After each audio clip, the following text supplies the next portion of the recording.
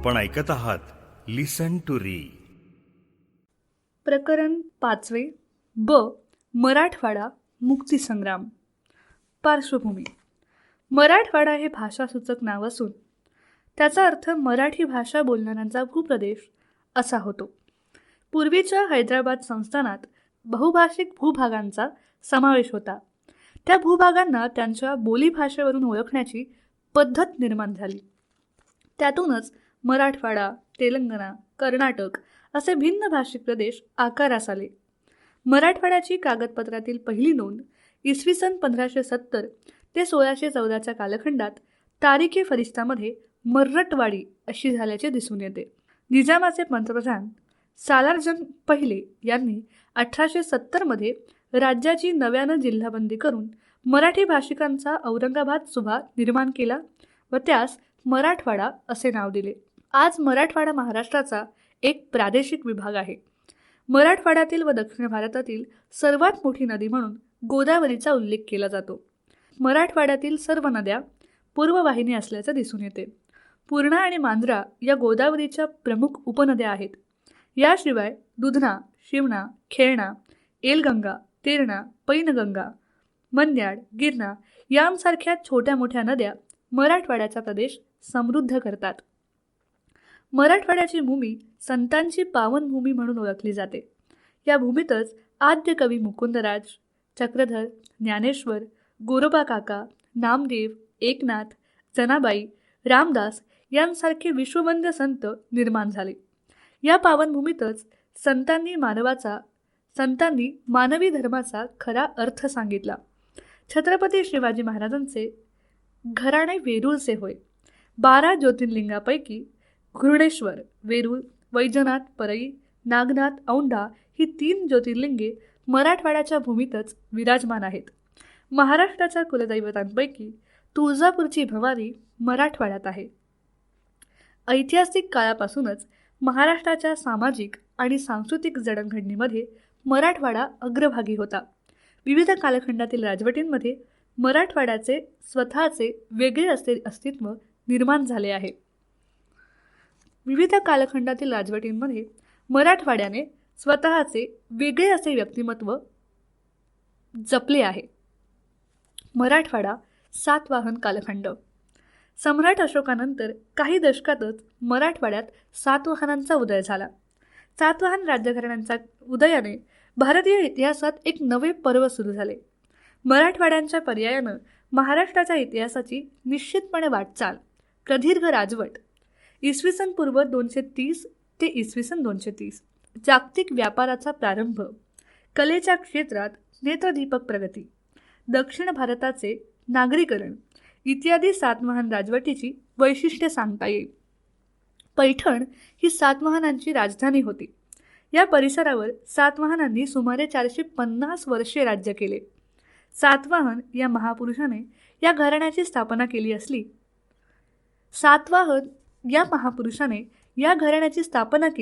म्हणून या घराण्याला सातवाहन या नावाने ओळखले जाते. सातवाहन राजवटीची असंख्य नाणी, शिलालेख, माती व हस्तिदंताच्या कलाकुसरीचा वस्तू मराठवाड्यात विखुरलेल्या आढळतात. या घराण्यास शालिवाहन या लोकप्रिय नावाने सुद्धा ओळखले जाते. या घराण्यात एकंदर 20 राजे होऊन गेले. त्यापैकी 19 राजांची नाणी सापडली आहेत. सातवाहन घराण्यांची प्रदीर्घ व स्थिर राजवट, त्यांचा व्यापारविषयक प्रागतिक दृष्टिकोन, मान्सून वाऱ्याचा शोध इत्यादींमुळे सातवाहनांचे ग्रीक रोमन राज्यांशी व्यापारी संबंध विकसित झाले. पैठणच्या रेशमी वस्त्रांनी, तेरच्या तलम वस्त्रांनी, दक्षिण भारतातील मसाल्याच्या पदार्थांनी व हस्तिदंती कलाकुसरीच्या वस्तूंनी पाश्चिमात्य जगाला आकर्षित केले होते. सातवाहन सम्राट वैयक्तिक जीवनात धर्मसहिष्णू होते. त्यांच्या धार्मिक औदार्यातूनच या काळात मराठवाड्यात बौद्ध धर्माला लोकधर्माचे रूप प्राप्त झाले होते. तर याच काळात जैन धर्मियांनी आपले स्थान पक्के केले. सातवाहन सम्राटांच्या उदात्त व सहिष्णू भूमिकेमुळेच एका मुक्त व समंजस समाजाची निर्मिती झाली. शांतता, सुबत्ता आणि समृद्धीचे पर्व समाजात निर्माण झाले. म्हणूनच हे युग महाराष्ट्राचे सुवर्ण युग म्हणून ओळखले जाते. मराठवाडा वाकाटक कालखंड.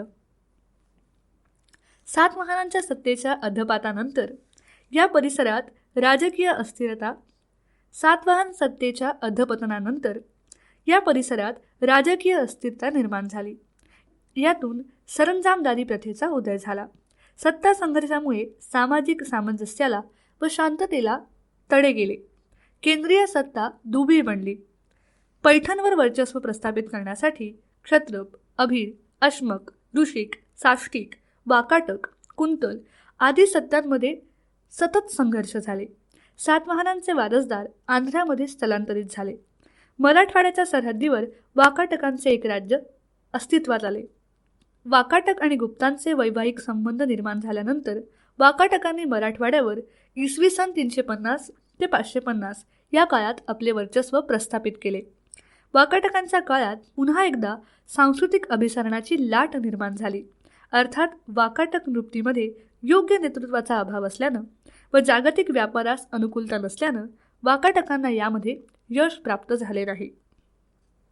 महायान पंथीयांनी कलेचा वारसा जतन करण्याच्या उद्देशानं अजिंठा, औरंगाबाद, जंजाळ व धाराशिव या ठिकाणी महायान गुफांची निर्मिती इसवी सन 460 ते 550 या कालखंडात केली.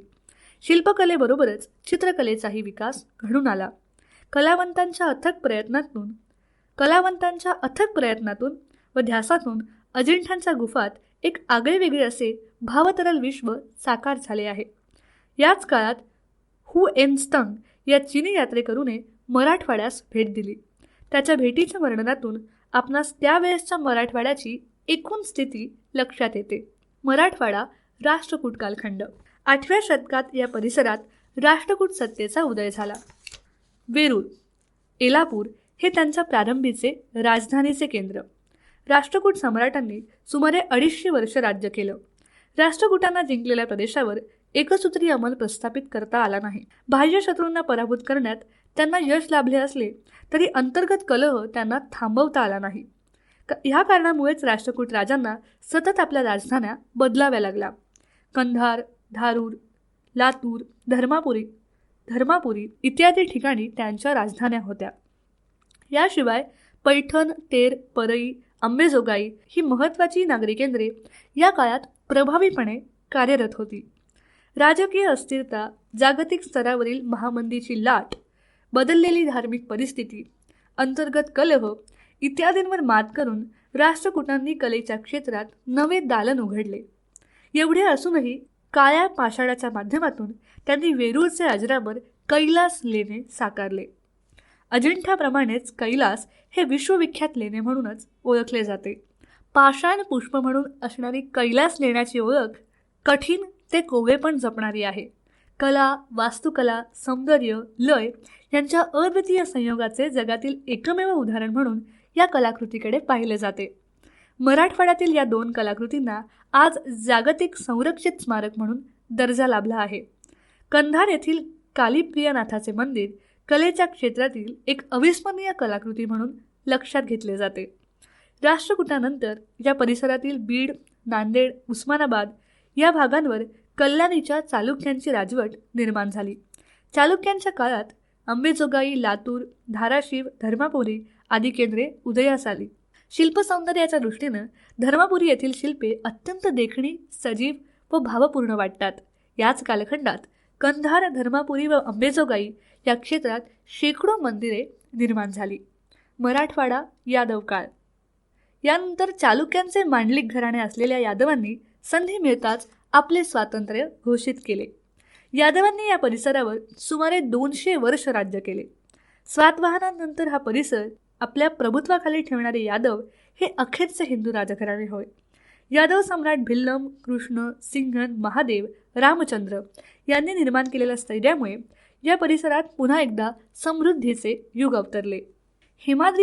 हेमाद्री उर्फ हेमाडपंथ, खोलेश्वर उर्फ खोलनायक या प्रधानांनी यादवांचे प्रशासन कार्यक्षम रीतीने जतन करून प्रभाव निर्माण केला.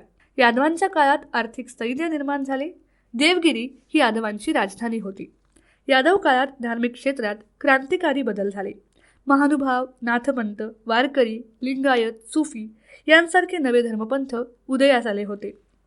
भक्ती हा सर्वांचा पाया होता, तरी प्रत्येकाच्या भक्ती उपासनेत काही अंशी तफावत होती. समाजाची कर्मकांडातून सुटका करण्यासाठी स्वामी चक्रधर, संत ज्ञानेश्वर, महात्मा बसवेश्वर यांनी पराकाष्ठा केली. यादव काळात हेमाडपंथी मंदिरांचा प्रकार लोकप्रिय झाला होता. अंभई, अनवा, धर्मापुरी, निलंगा, औसा, चंपावती, औंढा, देवगिरी, पैठण, परई, अंबेजोगाई अशा ठिकाणी अतिशय भव्य मंदिरे उभारली. आजही ती मंदिरे उत्तम स्थितीत असून यादवकालीन वैभवाची साक्ष देतात. यादवांनी बांधलेल्या देवगिरी दुर्गाचे शिल्प अद्वितीय असेच आहे. अशा स्वरूपाचा अभेद्य दुर्ग जगात कुठेच सापडत नाही. यादव काळात कापड उद्योगाला पुन्हा चालना मिळाली. पैठण, तेर, अंबेजोगाई यासारख्या नव्या बाजारपेठा अस्तित्वात आल्या. त्याचबरोबर मराठी भाषेचा उदय व विकास हे यादव काळाचे वैशिष्ट्य मानावे लागेल. मराठवाड्यातील संतांनी मराठीचा पुरस्कार करून जनसामान्यांचे प्रबोधन करण्याचा प्रयत्न केला. स्वामी चक्रधर आणि संत ज्ञानेश्वर ही मराठवाड्यानं जगाला दिलेली एक अपूर्व अशी देणगी होय. मराठवाडा निजाम काळ. औरंगजेब बादशहाचा मृत्यू 20 फेब्रुवारी 1707 रोजी अहमदनगर येथे झाला. त्याच्या मृत्यूनंतर इसवी सन 1682 ते 1707 पर्यंत चालू असलेल्या मोगल मराठा संघर्षाचा शेवट घडून आला. प्रदीर्घ काळ चालू असलेल्या संघर्षामुळे मोगलांचे साम्राज्य दुबळे बनले. मराठे, जाट, राजपूत, शीख यांनी आपापल्या प्रदेशावर अधिकार प्रस्थापित केले. यासोबत मोगलांच्या महत्त्वाकांक्षी व स्वार्थी सरदारांनी अवध, रोहिलखंड व हैदराबाद अशी स्वतंत्र राज्ये निर्माण केली. हैदराबादच्या स्वतंत्र राज्याचे संस्थापक मीर कमरुद्दीन निजाम उल मुल्क होय. तो अत्यंत धूर्त, महत्त्वाकांक्षी, चाणाक्ष व मुत्सद्दी नेता होता. हिंदुस्थानाच्या इतिहासात 1713 हे वर्ष महत्त्वपूर्ण ठरले. याच वर्षी बाळाजी विश्वनाथला पेशवेपद पुन्हा प्राप्त झाले. दिल्लीच्या राजकारणात सत्तांतर होऊन सय्यद बंधू सय्यद अब्दुल्ला व सय्यद हुसेन याच्या हातात सत्ता केंद्रित झाली. मोगल सम्राटाचे अस्तित्व केवळ नामधारी राहिले. याच काळात दक्षिणेचा सुभेदार म्हणून मीर कमरुद्दीनची नियुक्ती झाली. दक्षिणेत आल्यानंतर मीर कमरुद्दीनने मराठ्यांच्या अंतर्गत दुफईचा फायदा घेऊन सर्जेराव घाटगे, रंभाजी निंबाळकर, चंद्रसेन जाधव इत्यादी मराठी सरदारांना शाहू महाराजांविरुद्ध चिथावणी दिली. परंतु मीर कमरुद्दीनची दक्षिण सुभेदारी फार काळ टिकली नाही.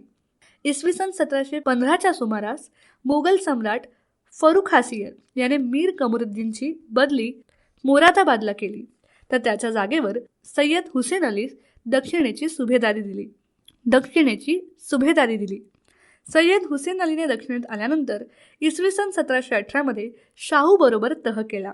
या तहानं मराठ्यांना दक्षिणेच्या मोगलाकडील 6 सुभ्यातून चौथाई व सरदेशमुखी वसूल करण्याचे अधिकार दिले. तेव्हा दक्षिण प्रांतात खानदेश, वराड, औरंगाबाद, विजापूर, बिदर व हैदराबाद हे 6 सुभे होते. मराठा सैन्याच्या साह्याने सय्यद हुसेनने दिल्लीची सत्ता ताब्यात घेतली व मीर कमरुद्दीन उर्फ निजाम उल मुल्क यास 1720 दक्षिणेचा सुभेदार म्हणून नियुक्त केले. त्यानंतर निजाम उल मुल्कची बदली दिल्ली व अवध येथे करण्यात आली. परंतु निजामाला तिकडे जाण्यात स्वारस्य वाटत नव्हते. शेवटी निजाम व मोगल सुभेदार मुब्रिज खान यांच्यात सागरखेडा येथे 1 ऑक्टोबर 1724 रोजी लढाई झाली. या लढाईत मुब्रिज खानाचा पराभव झाला. या विजयामुळेच निजामाच्या दक्षिणेच्या स्वातंत्र्यावर शिक्कामोर्तब झाले. निजामाने स्वतंत्र राज्याची घोषणा केली. त्यानं मोगल बादशाह मुहम्मद शाह याला सविस्तर पत्र लिहून झालेल्या कृत्यासंबंधी माफी मागितली. बादशहाने निजामास दक्षिणेची सुभेदारी बहाल केली. पहिल्या निजामाची कारकीर्द 1724 ते 1748 अशी 24 वर्ष राहिली. त्यानंतर निजामांच्या वारसदारामध्ये 1748 ते 1762 पर्यंत वारसा युद्ध घडून आले. निजाम उल मुल्क नंतर त्याचा मुलगा निजाम अली हा हैदराबाद संस्थानाचा राजा झाला. त्यानं स्वतःला निजाम अशी पदवी धारण केली, म्हणून नंतरच्या सर्व राजांना निजाम असे संबोधण्यात येते. निजाम उल मुल्कला मोगल सम्राटाकडून आसफ जहा असा किताब मिळाला होता, म्हणून या घराण्याचा उल्लेख आसफ जाही घराणे असा करण्यात येतो. आसफजाही घराण्यात एकूण 7 राजे होऊन गेले. त्यांचा एकूण कालखंड 224 वर्षांचा होता. शेवटचा निजाम मीर उस्मान अली इसवी सन 1911 ते 1948 या काळात मराठवाडा मुक्तीसंग्राम घडून आला. तैनाती फौजेचा करार 1800.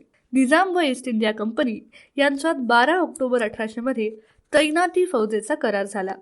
या कराराद्वारे संरक्षणासाठी इंग्रजांची फौज सिकंदराबादला कायम झाली. या करारामुळे निजामाने हिंदुस्थानातील कोणत्याही राजाबरोबर कसलाही संबंध ठेवणार नाही हे मान्य केले. इंग्रजांना फौजेच्या खर्चासाठी कडाप्पा, कर्नाला, अनंतपूर व बेल्लारी हे जिल्हे निजामाने ईस्ट इंडिया कंपनीला दिले. या करारामुळे परकीय आक्रमणापासून व अंतर्गत बंडखोरांपासून पूर्ण रक्षण करण्याची जबाबदारी कंपनीनं स्वतःवर घेतली. या करारापासून हैदराबादच्या निजामाचे स्वातंत्र्य नष्ट झाले. मीर उस्मान अलीची कारकीर्द इसवी सन 1911 ते 1948. 7वा व शेवटचा निजाम मीर उस्मान अली खान 21 ऑगस्ट 1911 रोजी सत्तेवर आला. पहिल्या महायुद्धात निजामानं इंग्रजांना पैसा, सैन्य, वस्तू यांची भरपूर मदत केली. युद्धातील मदतीचे बक्षीस म्हणून ब्रिटिश सम्राट 5वा जॉर्ज याने निजामाला हीज एक्झॅलरेटेड हायनेस असा किताब दिला. निजाम मीर उस्मान अली खूप महत्त्वाकांक्षी होता. स्वतंत्र इस्लामी राज्य स्थापन करण्याचे त्याचे स्वप्न होते. हैदराबाद राज्यात राजभाषा फारशी नव्हती. 1920 पर्यंत मराठवाड्यात हायस्कूलची संख्या 6 एवढी होती. 1917 मध्ये हैदराबादला उस्मानिया विद्यापीठ स्थापन झाले, तर 1927 मध्ये औरंगाबादला इंटरमिजिएट कॉलेज स्थापन झाले. तोपर्यंत मराठवाड्यात एकही कॉलेज नव्हते. महाविद्यालयीन शिक्षण उर्दूतून दिले जात असे. राज्यात खाजगी शिक्षण संस्था व वाचनालये यावर निर्बंध होते. हैदराबाद राज्यात नोकऱ्या वरिष्ठ व प्रसिद्ध कुटुंबातीलच लोकांना मिळत असे. हैदराबाद राज्यात 11% मुसलमान होते, परंतु नोकऱ्यांमध्ये त्यांचे प्रमाण 75% एवढे होते. यावरून शासनाचे धोरण किती पक्षपाती होते हे लक्षात येते. सामाजिक व सांस्कृतिक जागृती. निजामी संस्थानांमध्ये मराठवाड्यातील लोकजीवनावर चौफेर सांस्कृतिक कार्यक्रम चालू होते. तरीही सामाजिक आणि सांस्कृतिक चळवळीच्या माध्यमातून क्रमशः जागृती घडत होती. परभणीचे गणेश वाचनालय हे मराठवाड्यातील सर्वात जुने वाचनालय होते.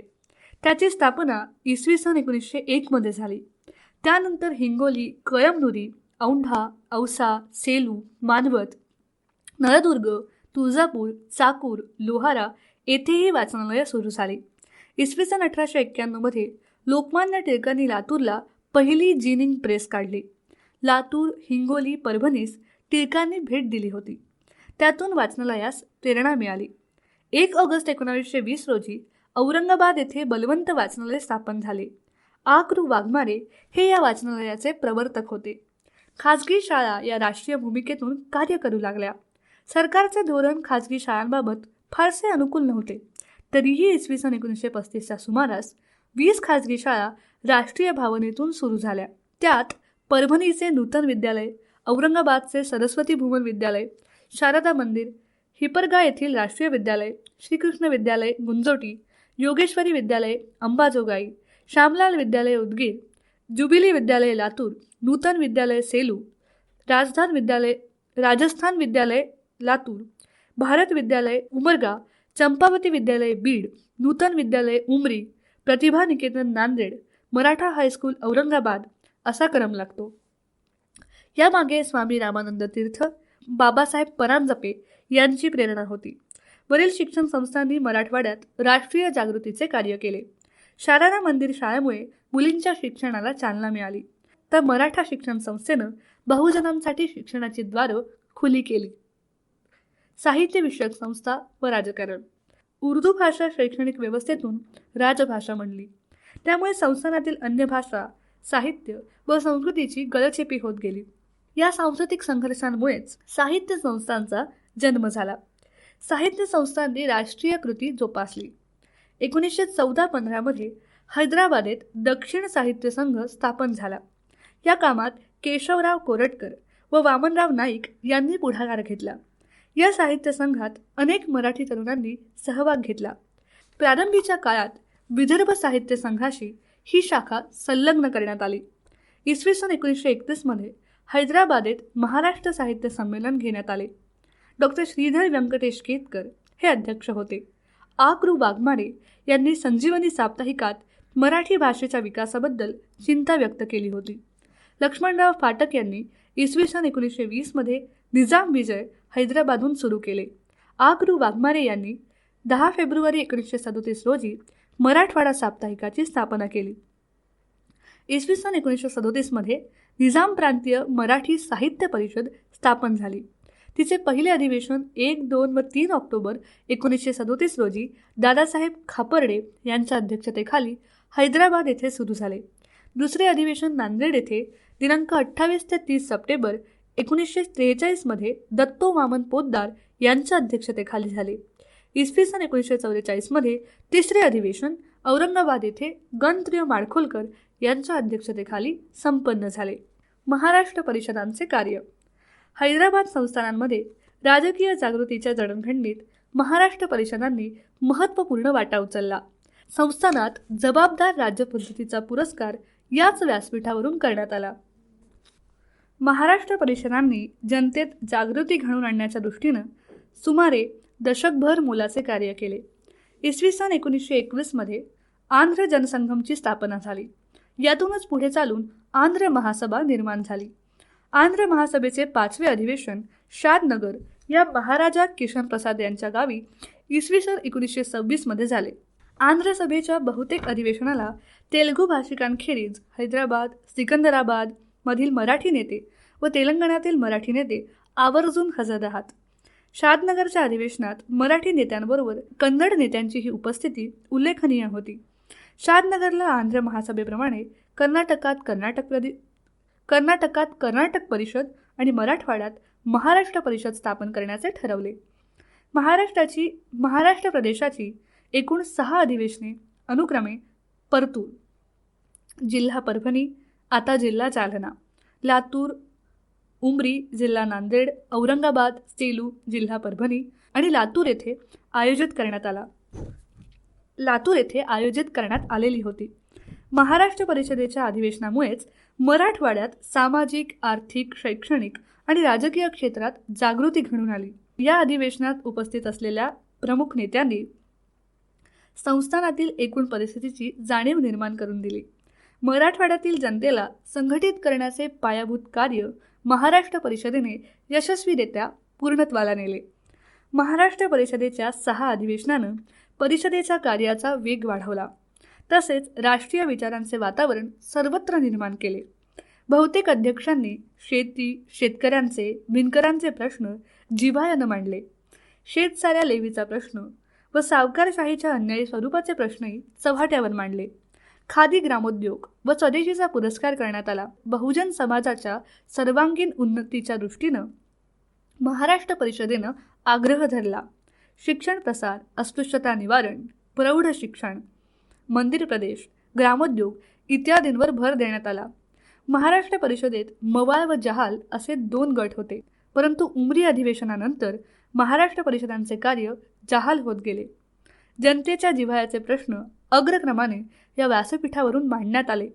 महाराष्ट्र परिषदेच्या अधिवेशनाला जोडूनच महिला, शेतकरी आणि विद्यार्थी परिषदांचे आयोजन केले होते. स्टेट काँग्रेसची स्थापना, बंदी व सत्याग्रह आंदोलन. इसवी सन 1938च्या अखेरीस संस्थानांमधील परिस्थिती क्रमशः बदलत होती. तिन्ही भाषिक प्रदेशात आपापल्या संघटना स्थापन करून लोकजागृतीचे प्रयत्न सुरू झाले. याच काळात हैदराबाद शहरात काँग्रेस कमिटी स्थापन करण्यात आली होती. परंतु तिचे स्वरूप मर्यादित होते. गस्ती निशाण 53 अन्वये नागरी स्वातंत्र्याचा संकोच करण्यात आला होता. धूळपेट दंगलीनंतर वातावरण तापले. शासन व पोलीस पक्षपातीपणे वागले. धूळपेट दंगलीचे पडसाद मराठवाडा व कर्नाटकात उमटले. निजाम सरकारनं महाराष्ट्र परिषदेस जातीय ठरवले. हैदराबाद संस्थानात बाहेरून येणाऱ्या 21 वृत्तपत्रांवर बंदी घालण्यात आली. स्वामी रामानंद तीर्थ हे 1938मध्ये अंबेजोगाई सोडून महाराष्ट्र परिषदेची संघटना बळकट करण्याच्या दृष्टीनं हैदराबाद येथे वास्तव्यासाठी गेले. राजकीय परिस्थिती खूप झपाट्यानं बदलत होती. जनतेच्या मूलभूत हक्कांसाठी एखादी सर्वसमावेशक अशी राजकीय संघटना निर्माण करण्याची आवश्यकता वाटू लागली. त्यातूनच हैदराबाद संस्थानात दिनांक 29 जून 1938मध्ये स्टेट काँग्रेसची स्थापना करण्याचा निर्णय घेण्यात आला. प्रारंभापासूनच निजाम सरकारच्या मनात स्टेट काँग्रेसमधील काँग्रेस हे शब्द खटकत होते. स्टेट काँग्रेस संस्थानाबाहेरील लोकांशी संलग्न आहे असे वाटत होते. तसेच स्वामी रामानंद तीर्थ, गोविंदभाई श्रॉफ इत्यादींना सहकार दहशतवादी मानत असत. स्टेट काँग्रेस ही संघटना घातपाती स्वरूपाचे व जातीय विचारसरणीचे कार्य करणारी विध्वंसक संघटना आहे असे सरकारचे स्पष्ट मत होते. म्हणून निजाम सरकारनं स्टेट काँग्रेसवर 7 सप्टेंबर 1938 रोजी बंदी घातली. या पार्श्वभूमीवर स्टेट काँग्रेसच्या लोकांना कायदेभंगाच्या चळवळीशिवाय अन्य मार्ग उरला नाही. हैदराबाद स्टेट काँग्रेसने आपला लढा नागरिक हक्कासाठी आहे असे स्पष्ट सांगितले. संपूर्ण संस्थानातून तरुण कार्यकर्ते सत्याग्रह करण्यासाठी तयार झाले. स्टेट काँग्रेसने शांततामय व सनदशीर मार्गानं लढा चालवला. या सत्याग्रहात एकूण 18 तुकड्या तुरुंगात गेल्या. स्टेट काँग्रेसनं या संघटनेचे 1200 सभासद नोंदवले. इसवी सन 1938मध्ये स्वामी रामानंद तीर्थ यांनी सत्याग्रह केला. त्यामुळे त्यांच्यावर खटला भरवण्यात आला. स्वामीजींना 1.5 वर्षाची सक्त मजुरीची शिक्षा ठोठावण्यात आली. स्टेट काँग्रेसमध्ये मवाळ आणि जहाल असे 2 गट निर्माण झाले होते. स्वामीजी हे जहाल गटाचे नेते होते. संघर्ष करा नाहीतर खुर्च्या रिकाम्या करा असा जहालांचा आग्रह होता. जुलूम व अन्याय यांचा प्रतिकार करणे हीच खरी ईश्वरभक्ती आहे असे स्वामीजींचे सूत्र होते. सत्याग्रहींच्या सर्व तुकड्यांमध्ये मराठवाड्यातील तरुण आघाडीवर होते. सत्याग्रहींचे गोविंदभाई श्रॉफ, माणिकचंद पहाडे यांनी कुशलपणे संघटन केले. मराठवाड्यातील 350 सत्याग्रहींनी भाग घेतला. सत्याग्रहासाठी तरुणांची मनं प्रज्वलित करण्यासाठी गोविंदभाई श्रॉफ, माणिकचंद पहाडे, बाबासाहेब परांजपे, पुरुषोत्तमराव चपळगावकर, कर्वे गुरुजी यांनी मोलाचे योगदान दिले. स्टेट काँग्रेस व जातीयवादी संघटना यांच्या सत्याग्रहामध्ये गल्लत होऊन स्टेट काँग्रेसबद्दल गैरसमज वाढू लागले. म्हणून महात्मा गांधींच्या आदेशावरून स्टेट काँग्रेसचा सत्याग्रह स्थगित करण्यात आला. असेच ऑडिओज ऐकत राहण्यासाठी तुम्ही लिसन टू री हे ॲप्लिकेशन प्ले स्टोअरवरून आजच डाउनलोड करू शकता. सर्व स्पर्धा परीक्षांसाठी आवश्यक असणारे ऑडिओ बुक्स, ऑडिओ नोट्स तसेच इतर मटेरियल देखील त्यावर उपलब्ध करून देण्यात आले आहेत. या ऑडिओसोबतच्या लिंकवर क्लिक करून तुम्ही ते ॲप्लिकेशन डाउनलोड करू शकता. हिंदू महासभेचा सहभाग.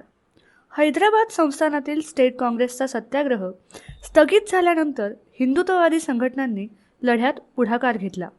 या दोन्ही संघटनांनी लढा अधिक तीव्र केला. संस्थानातील प्रश्न देशभर प्रभावीपणे मांडले.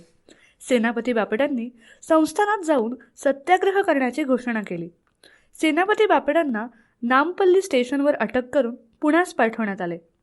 पुण्यास हिंदू प्रतिकार मंडळ व भागानगर निशस्त्र प्रतिकार मंडळ स्थापन करून स्वातंत्र्यवीर सावरकर व सेनापती बापट यांनी शनिवार वाड्यावर सभाही घेतली.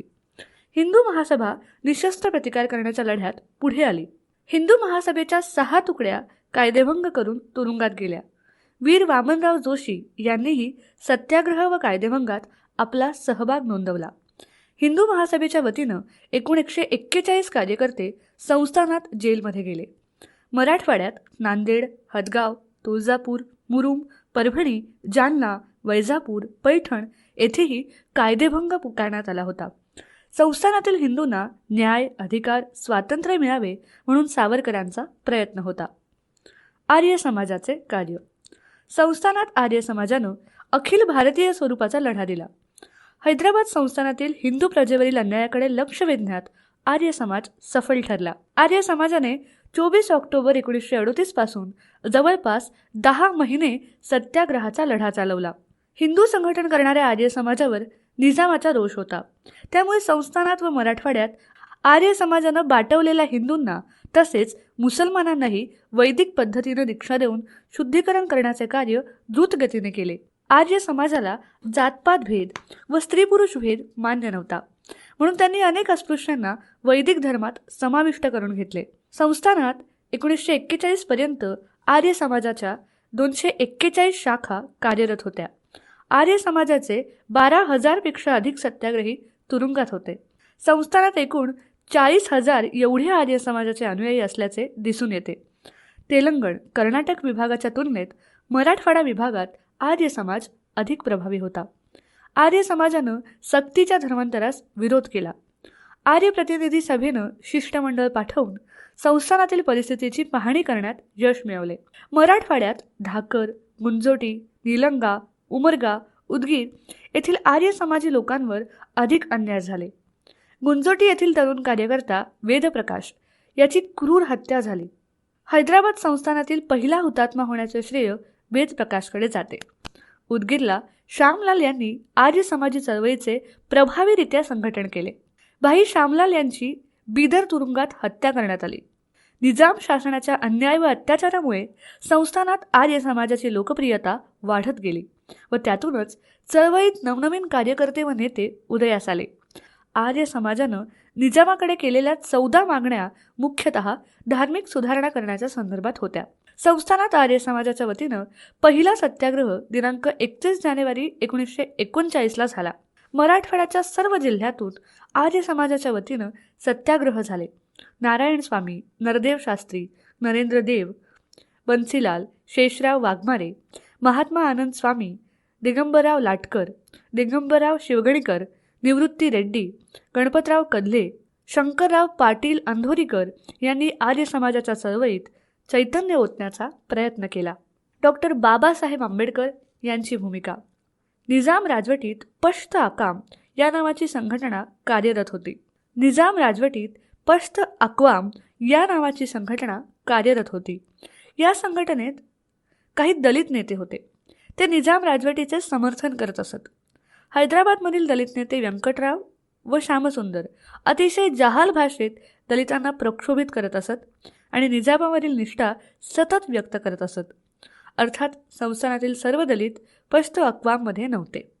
स्टेट काँग्रेस, आर्य समाज, हिंदू महासभा या संघटनातही पुष्कळ दलित कार्यकर्ते होते. त्यांनी सर्वांच्या बरोबरीनं विविध सत्याग्रहात सहभाग घेतला. तुरुंगवास पत्कारला, हौतात्म्यही पत्कारले.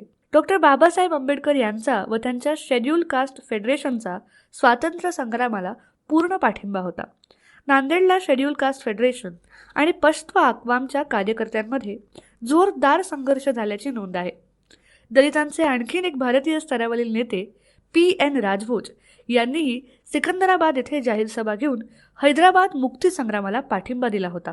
डॉक्टर बाबासाहेब आंबेडकर यांचे हैदराबाद मुक्ती संग्रामाबाबत विचार अगदी स्पष्ट होते. संस्थानातील जनतेला आव्हान केले की त्यांनी भारतीय संघराज्यात सामील व्हावे. हैदराबाद संस्थान स्वतंत्र म्हणजे भारताच्या विभाजनाची सुरुवात ठरेल. डॉक्टर आंबेडकर थोर कायदेपंडित होते. त्यांनी ब्रिटिश अधिसत्ता याची चिकित्सा केली होती. 17 जून 1947 रोजी आपल्या विस्तृत निवेदनात त्यांनी संस्थानिक स्वतंत्र राहू शकत नाही असे सिद्ध करून दाखवले आहे. हैदराबाद आणि भारत यांची भौगोलिक एकता अविभाज्य आहे. ती हैदराबाद संस्थानाला नष्ट करू देता कामा नये. निजाम हा शत्रू आहे, त्याची बाजू घेऊ नका असे डॉक्टर आंबेडकरांनी दिनांक 27 नोव्हेंबर 1947 रोजी जाहीरपणे घोषित केले आहे. भारतात सामील होण्यास नकार देणाऱ्या निजामाला काहीही सहानुभूती दाखवायची गरज नाही. निजाम हा भारताचा शत्रू आहे. म्हणून अनुसूचित जातींमधील एकाही माणसानं निजामाची बाजू घेऊन आपल्या माणसाला काळीमा फासू नये अशी कळकळीची विनंती त्यांनी केली होती. वंदे मातरम विद्यार्थी चळवळ. हैदराबाद संस्थानात शिक्षण संस्थांमध्ये वंदे मातरम गीत म्हणण्यास बंदी होती. मुक्ती लढ्याचे पडसाद विद्यार्थ्यांच्या मनावर उमटू नयेत म्हणून निजाम सरकार प्रयत्नशील होते. इसवी सन 1938 हे वर्ष प्रतिकाराचे वर्ष होते. विद्यार्थी वर्गाच्या मनात असंतोष खदखदत होता. उस्मानिया विद्यापीठात वरंगल, गुलबर्गा व औरंगाबाद येथे इंटरमिजिएट कॉलेजेस होते. औरंगाबाद कॉलेजमध्ये विद्यार्थी बेचैन होते. गोविंदभाई श्रॉफ विद्यार्थ्यांना चिथावणी देतात म्हणून त्यांना नोकरीतून काढण्यात आले. 14 नोव्हेंबर 1938 रोजी विद्यार्थ्यांनी वसतिगृहामध्ये वंदे मातरम म्हणण्यास प्रारंभ केला. त्यावर सरकारनं बंदी आणली. कोणत्याही परिस्थितीत विद्यार्थी ऐकायला तयार नव्हते. 16 नोव्हेंबर 1938 रोजी विद्यार्थ्यांनी अन्नत्याग सत्याग्रह केला. 18 नोव्हेंबर 1938 रोजी विद्यार्थ्यांची या प्रश्नावर रीतसर बैठक झाली आणि 30 नोव्हेंबर 1938 रोजी विद्यार्थ्यांनी संप पुकारला. या घटनेचे पडसाद हैदराबादमध्येही उमटले. विद्यार्थ्यांना गणवेशाची सक्ती करण्यात आली. त्यास देखील विद्यार्थ्यांनी प्रखर विरोध केला. शेवटी वंदे मातरम प्रश्नावर विद्यार्थ्यांनी बेमुदत संप पुकारला. एकूण 1200 विद्यार्थी संपावर गेले. केवळ औरंगाबाद शहरात 300 विद्यार्थी वंदे मातरम चळवळीत आले होते. वंदे मातरम आंदोलनात सहभागी झालेल्या अनेक विद्यार्थ्यांना कॉलेजमधून काढून टाकण्यात आले. विद्यार्थ्यांचे शिक्षण खंडित झाले. नागपूर विद्यापीठाचे कुलगुरू TJ केदार यांनी उदार अंतकरणाने उस्मानिया विद्यापीठातील काढून टाकलेल्या विद्यार्थ्यांना प्रवेश दिला. मराठवाड्यातील शालेय विद्यार्थ्यांची येवला, खामगाव व अहमदनगर येथे सोय करण्यात आली. त्रिपुरा काँग्रेस अधिवेशनात वंदे मातरम चळवळीस पाठिंबा देण्यात आला. नेताजी सुभाषचंद्र बोस व पंडित जवाहरलाल नेहरू यांनी तरुणांच्या उठावाला पाठिंबा दिला होता. विद्यार्थ्यांनी दिलेल्या या अभूतपूर्व लढ्यामुळे हैदराबाद संस्थानात पुढे जी आंदोलनं झाली त्यासाठी राजकीय कार्यकर्ते व नेते वंदे मातरम चळवळीतून मोठ्या प्रमाणात मिळाले. वंदे मातरम चळवळीनं विद्यार्थी विश्वात फार मोठी जागृती घडवून आणली. 1938 ते 1948 पर्यंतचा काळ हा मुक्तीसंग्रामाचा कालखंड म्हणून ओळखला जातो. या काळात सर्व आघाड्यांवर बहुतेक वंदे मातरम चळवळीतील तरुण कार्यकर्ते होते. हैदराबाद स्वातंत्र्य संग्रामात आणि मराठवाडा मुक्ती संग्रामात विद्यार्थी व युवा शक्तीनं वंदे मातरम चळवळीच्या माध्यमातून जे अभूतपूर्व व उसळते चैतन्य दाखवले ते प्रशंसनीय मानले पाहिजे. गुप्त आंदोलनाचे पर्व. संस्थानात स्टेट काँग्रेसची बंदी चालूच होती. एकीकडे संस्थानात वरवरची शांतता होती तर गुप्तपणे माणसाच्या अंतःकरणात अस्वस्थता जाणवत होती. संस्थानात मवाळ व जहाल असे 2 गट कार्यरत होते. जहाल गट आंदोलनाच्या पावित्र्यात होता तर मवाळ गट वाटाघाटीत मग्न होता. निजाम सरकारनं स्टेट काँग्रेसवरील बंदी चालूच ठेवली तर दुसरीकडे 10 एप्रिल 1939 रोजी सत्याग्रहींची मुक्तता करण्यात आली. स्टेट काँग्रेसचे नाव बदलले तर स्टेट काँग्रेसवरील बंदी उठवू असे निजाम सरकारचे म्हणणे होते. वाटाघाटीतून किंवा तडजोडीद्वारे काहीही निष्पन्न होत नव्हते. परंतु जहालांनी मात्र महात्मा गांधीजींकडे आंदोलनाची मागणी केली. महात्मा गांधींनी वैयक्तिक सत्याग्रहाला मान्यता दिली. महात्मा गांधींनी स्वतः 5 नेत्यांची निवड केली. त्यात स्वामीजी, हिरालाल कोटेचा बीड, देवरामजी चव्हाण उस्मानाबाद, अच्युतभाई देशपांडे औरंगाबाद, मोतीलाल मंत्री बीड यांचा समावेश होता. चले जाव चळवळीत संस्थानातील जनतेनं निष्ठेनं भाग घ्यावा असा आग्रह होता. 16 ऑगस्ट 1942 रोजी स्वामीजींना नामपल्ली स्टेशनवर अटक करण्यात आली. स्वामीजींसोबतचे अन्य 30 नेतेही पकडण्यात आले. नांदेड, वैजापूर, गंगापूर, परभणी, सेलू, उस्मानाबाद, बीड, अहमदपूर, जालना, अंबड इत्यादी गावच्या सत्याग्रहींना तुरुंगात डांबण्यात आले. 1942च्या लढ्याचे तीव्र पडसाद संपूर्ण मराठवाड्यात उमटले. अंबेजोगाईच्या योगेश्वरी शाळेतील शिक्षकांवर कठोर कारवाई करण्यात आली. 1942ची चळवळ शमल्यानंतर सुमारे 10 महिन्यांनी सत्याग्रहींना हळूहळू सोडण्यात आले. स्वामी रामानंद तीर्थांचीही जेलमधून सुटका करण्यात आली. निजाम सरकार चळवळी दडपण्याचा एकीकडे प्रयत्न करत होते तर दुसरीकडे भूमिगत राहूनही लोक गुप्तपणे संघर्ष करतच होते. 1942च्या लढ्यामुळे संस्थानातील लढ्याला गतिमानता प्राप्त झाली. स्वातंत्र्यवादी शक्तींचे प्रबळ संघटन झाले. स्टेट काँग्रेसवरील बंदी उठवण्याचा आग्रह धरण्यात आला. वाढत्या दडपशाहीला तोंड देण्याच्या दृष्टीनं जहाल आंदोलनाच्या पावित्र्यात होते. 1943 पासून जहाल गट महाराष्ट्र परिषदेत प्रभावी बनला. सर्व जिल्ह्यात अनेक कार्यकर्ते रात्रंदिवस राबत होते. बिदर, गुलबर्गा तसेच सीमावर्ती प्रदेशातही मराठवाड्यानं कार्यकर्ते पुरवले होते व त्या भागात संघटन कार्य विकसित केले. माणिकचंद पहाडे व आ.कृ. वाघमारे यांनी तालुका व जिल्हा पातळीवर अधिवेशने घेऊन शेतकऱ्यांचे प्रश्न मांडले. गोविंदभाई श्रॉफ, स.कृ. वैशंपायन, आ.कृ. वाघमारे यांनी 3ही विभागातील परिषदांचे काम एकत्रित केले. 15 नोव्हेंबर 1945 रोजी प्रांतिक परिषदांच्या कार्यकारी मंडळांचे संमेलन घेण्यात आले. स्टेट काँग्रेसवरील बंदी उठवण्यासाठी जहालांप्रमाणेच मवाळ गटांच्या पुढाऱ्यांनी देखील सहाय्य केले. लोकसहभाग आणि सशस्त्र आंदोलन. 3 जुलै 1946 रोजी स्टेट काँग्रेसवरील बंदी उठवण्यात आली. त्रिपुरा, रामगड आणि उदयपूर येथील अखिल भारतीय काँग्रेसच्या अधिवेशनात हैदराबाद संस्थानातील प्रश्नांबाबत सविस्तर चर्चा झाली होती. राज्य चालवताना हैदराबाद संस्थान धर्माचा आधार घेते व नागरी स्वातंत्र्य नाकारते असे मत पंडित नेहरूंनी उदयपूरच्या काँग्रेस अधिवेशनात व्यक्त केले होते. 1946 ते 1948च्या कालखंडात हैदराबादचा लढा अधिकच तीव्र बनत गेला. दिनांक 16 व 17 ऑगस्ट 1946ला स्टेट काँग्रेसची हैदराबादला बैठक झाली. त्या बैठकीत जहाल आणि मवाळ गटात संघर्ष घडून आला. 1.5 लाख सभासद व 1 लाख रुपयांची वर्गणी जमा करण्याचा संकल्प स्टेट काँग्रेसने केला होता. 1946च्या अखेरीस परभणी येथे महाराष्ट्र परिषदेच्या स्थायी समितीची बैठक होऊन त्यात महाराष्ट्र परिषदेचे स्टेट काँग्रेसमध्ये विलीनीकरण करण्याचा निर्णय घेण्यात आला.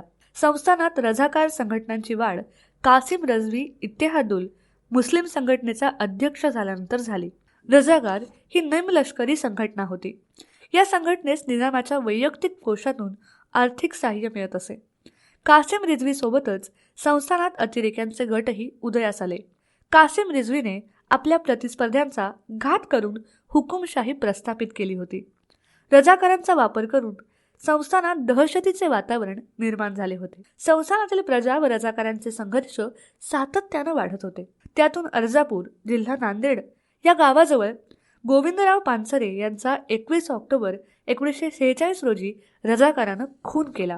पानसरे एक निष्ठावान गांधीवादी होते.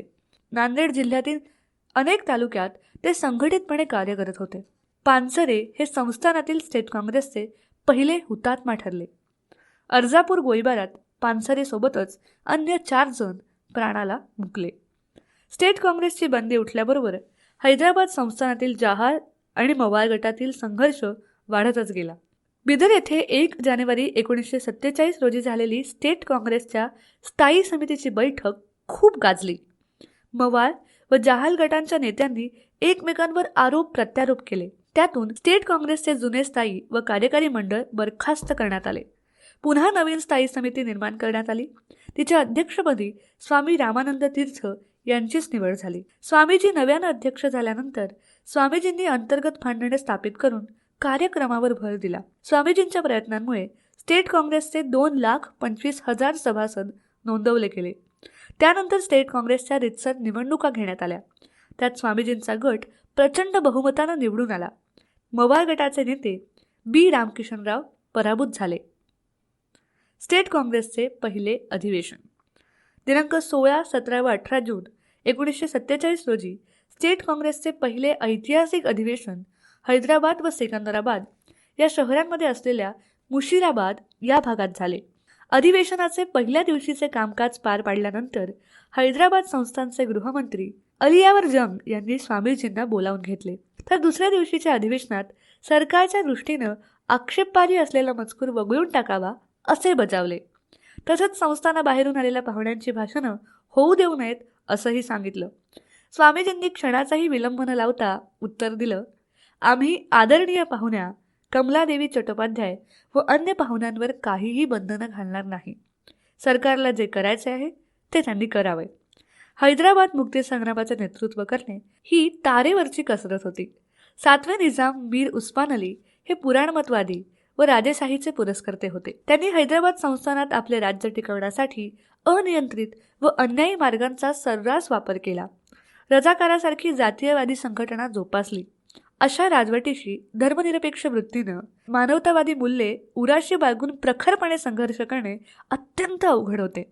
स्वामी रामानंद तीर्थांची गांधीप्रणित मार्गावर नितांत श्रद्धा होती. त्यामुळे हा लढा धर्मनिरपेक्ष राहील आणि अहिंसक मार्गानेच चालेल असा त्यांनी निश्चय केला होता. या अधिवेशनात शेवटी त्यांनी अत्यंत सडेतोड भाषण केले. ते म्हणाले की बंधूंनो, आपल्याला फार मोठी कामगिरी पार पाडायची आहे. त्यासाठी आपणात कमालीची ऐक्यभावना असण्याची गरज आहे. तसेच कमालीची शिस्त आपण पाळली पाहिजे. आपल्याला पुढे जात राहावे लागेल. त्यासाठी काही जणांचे बलिदानही होईल. तरी उर्वरित लोकांनी स्वातंत्र्याची ही मशाल पुढे न्यायची आहे. हे कार्य हिमालया एवढे उत्तुंग आहे. आपल्यापैकी प्रत्येकानं या कार्यासाठी स्वतःला झोकून दिलं पाहिजे. हैदराबादच्या जनतेचा हा मुक्तीसंग्राम हा राष्ट्राच्या निकडीचा प्रश्न आहे. मित्रांनो, या प्रसंगी आपले सर्व धैर्य मित्रांनो, या प्रसंगी आपले सर्व धैर्य एकवटून स्वातंत्र्य मिळेपर्यंत स्वस्थ बसणार नाही असा निर्धार करूया. पूज्य स्वामीजींनी आपल्या भाषणात अत्यंत समतोलानं, शांत वृत्तीनं परंतु तितक्याच खंबीरपणे जबाबदार राज्यपद्धतीचा पुरस्कार केला. भारतीय संघराज्यात हैदराबाद राज्य विलीन झालेच पाहिजे असा आग्रह जाहीर केला. अधिवेशनाचा संदेश घेऊन कार्यकर्ते व प्रतिनिधी आपापल्या गावी परत गेले.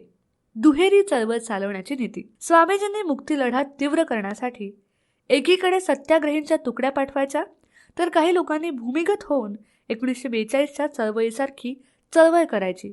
याच वेळेस हैदराबाद संस्थानात कासिम रजवीच्या नेतृत्वाखाली इत्तेहादुल मुसलमान या संघटनेची एक सशस्त्र सेनाच उभी राहिली होती.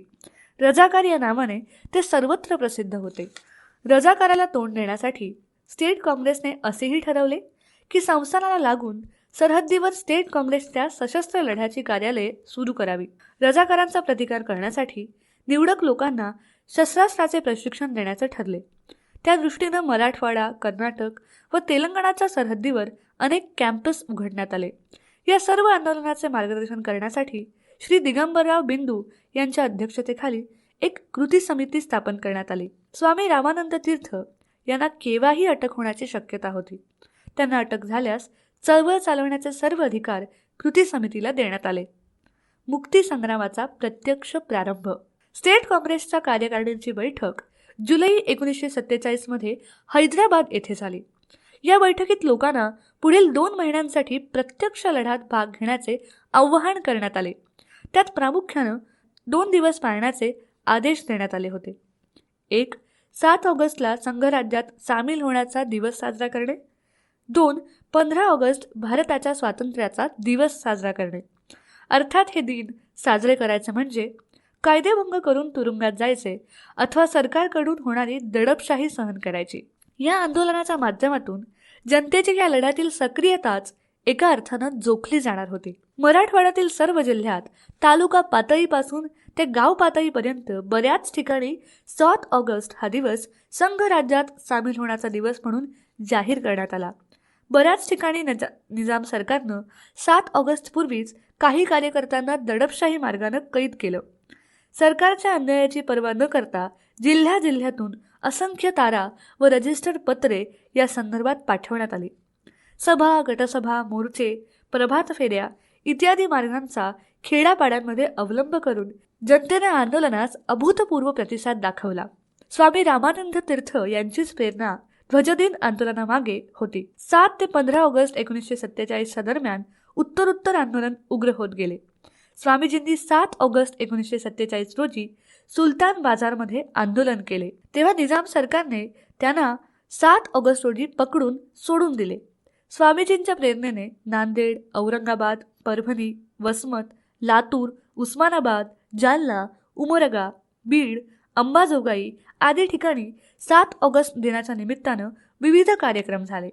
दिनांक 7 ऑगस्ट दिनाचा अनुभव लक्षात घेऊन निजाम सरकारनं 13 ऑगस्ट 1947 पूर्वीच एक फरमान काढले की कोणत्याही परराष्ट्राचा ध्वज समारंभानं सार्वजनिक सभेत फडकवला जाणार नाही. जो कोणी हा हुकूम मोडेल त्यास 3 वर्षाचा तुरुंगवासाची, दंडाची अथवा दोन्हीही शिक्षा होऊ शकतील. परंतु सरकारच्या या फरमानाची पर्वा न करता स्वामीजींनी 14 ऑगस्टला पत्र काढून सरकारला व इत्तेहादुल्ला ठणकावून सांगितले की काय वाटेल ते झाले तरी उद्या सर्वत्र हिंदी संघराज्याचा ध्वज फडकणारच. धमक्यांना आम्ही मुळीच भीक घालत नाही. आज ना उद्या हैदराबादला राष्ट्रीय ध्वज स्वीकारावा लागेल. तेलंगण, कर्नाटकातही 7 ऑगस्ट हा झेंडा दिन तेवढ्याच उत्साहानं पाळला गेला. संपूर्ण हैदराबाद संस्थानातून त्यावेळी फक्त 2 महिन्याच्या अवधीतच 21,000 लोक झेंडा सत्याग्रह करून तुरुंगात गेले. 15 ऑगस्ट 1947 रोजी स्वामीजी, कृष्णाचार्य जोशी, डॉक्टर G.S. मेलकोटे यांच्यासोबत सुलतान बाजारात खांद्यावर तिरंगा ध्वज घेऊन गेले. 15 ऑगस्ट 1947 रोजी स्वामीजी, कृष्णाचार्य जोशी, डॉक्टर G.S. मेलकोटे यांच्यासोबतच सुलतान बाजारात खांद्यावर तिरंगा ध्वज घेऊन गेले. तेव्हा त्यांना पकडून चंचलगुंडा जेलमध्ये टाकण्यात आले.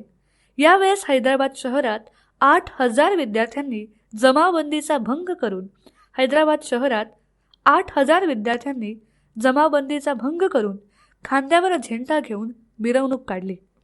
उस्मानिया विद्यापीठाच्या मुख्य इमारतीवर कोणीतरी तिरंगा ध्वज फडकवला होता. अशा रीतीनं स्वामीजींच्या स्फूर्तिदायी नेतृत्वामुळे संपूर्ण हैदराबाद संस्थानभर ध्वजदिन पाळला गेला. या आंदोलनानं तिरंगा या राष्ट्रीय ध्वजाची लाखो घरावरची फडफड जनशक्तीची एक नवी झळाळी दाखवून दिली. उग्र आंदोलनाचे रणशिंग फुंकले. ऑगस्ट 1947 मध्ये स्वातंत्र्य लढ्याच्या तयारीसाठी स्वामीजींनी हैदराबाद संस्थानातील असलेल्या 4ही प्रांतांचा दौरा केला होता. त्या भागातील सर्व लोकांना हैदराबाद मुक्तीसंग्रामाला मदत करण्याचे आश्वासन दिले होते.